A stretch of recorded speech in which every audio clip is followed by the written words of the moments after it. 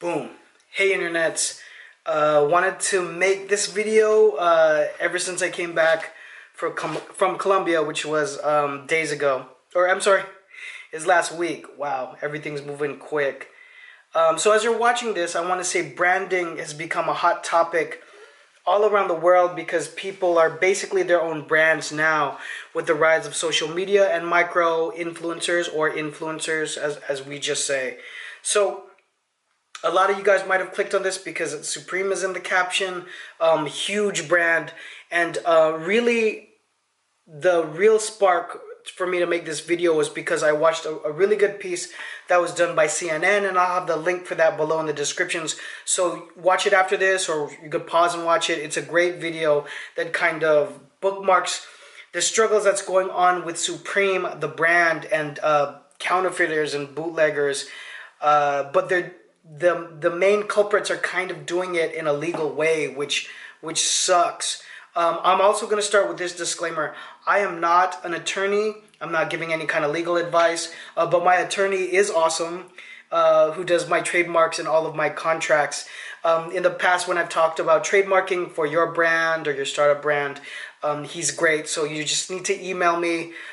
So get my email in the about here, and then you can email me, and I connect everybody with my my attorney when it comes to trademarks. So this is my opinion, okay, is basically what I'm saying. So that video alone is worth to watch because they actually use the term hype beast in the news piece, and that's hilarious as hell. It's in the first couple in the first like minute of it, so that part is funny. But what's not funny is how people are really taking advantage of the popularity of the brand.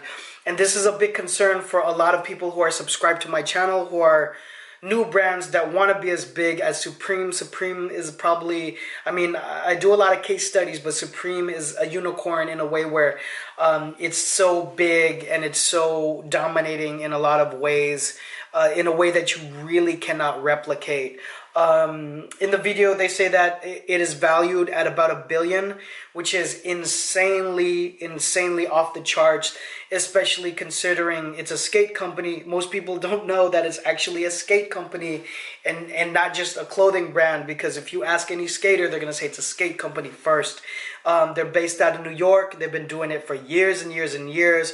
And so it's funny because when I meet millennials now, or younger people who talk about Supreme and don't know the history of it, is actually well rooted in the culture of skateboarding and what was known as urban or streetwear, and whatever you call it now.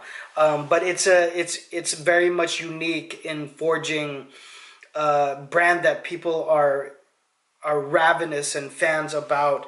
The resale value of a lot of Supreme stuff is out of control, huge.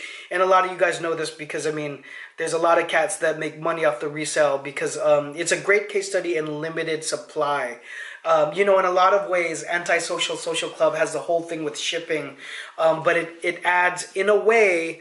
Don't hate on me if you've ordered something and you're waiting on shipping, because I know that's not funny for you, but in a way it creates an element of more want of the product. Now that sounds like a strange thing to have in a business plan or an execution of a brand, but it is an element, is the only reason that I'm bringing it up.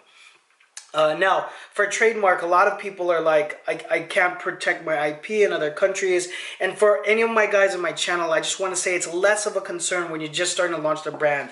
As I say always, we're looking for proof of concept. That's really the first thing we're looking for, to see if people are out there going to want your brand and look for the brand and want to become a real fan of what you're putting out. Because initially everyone's going to say they have a great idea and a great concept, blah blah blah blah blah, and they can get someone to endorse it, etc etc. But really you got to put it out, because the community and the marketplace is going to be the real test of whether people like the brand or not.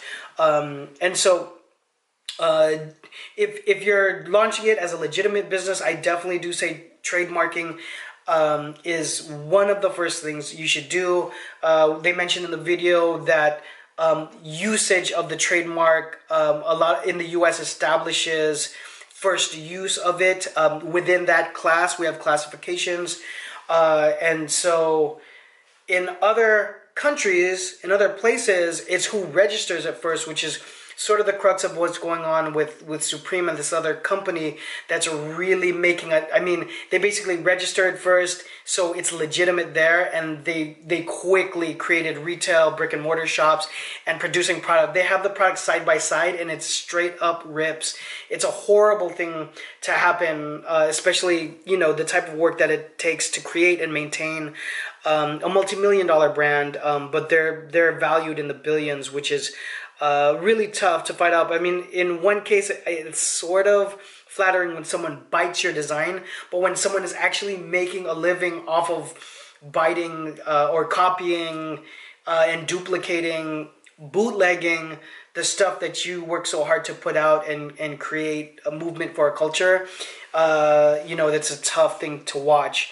So it's interesting to see how these guys do it in a legal manner, and it's a fight in the courts. Now, 1,000%, most of you for sure, and I'm saying if you have a successful company, you're not gonna run into this type of problem. This is very unique, but I thought it was interesting to bring up to the community because trademarking is such a big thing.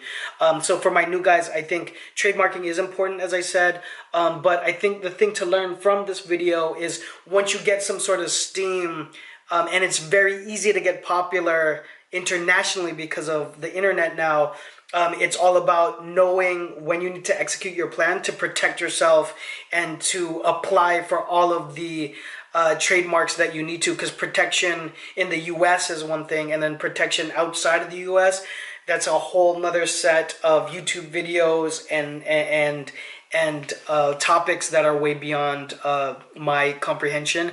And so when I have a question, I just ask my attorney and I say, hey, what do you think? And if a company got as that big, like multi millions, I'm definitely talking to multiple attorneys to get their take on it, and then coming to consensus of what the plan is to execute in terms of protecting your trademark. Because if you become a phenomenon that way, you're going to get bootlegged for sure. Gray market and black market are going to come after you for sure. So it's like trying to figure out how you want to protect it. But this is the scenario that's mentioned in the article is 1 in a million. It's unfortunate. It's crazy to watch. And so if we could learn from it, if you guys ever get to that point with your brand, which I hope you do, you want to definitely consult with counsel and get a plan for that so you don't get into the same predicament. It's an enthralling video. You should watch it. Again, the link is in the description. If you have questions on this or anything else you want to talk about, please drop the questions below or the comments below. You can also email me, follow me on social media when you get a chance. I'll see you guys on the next video. Bye.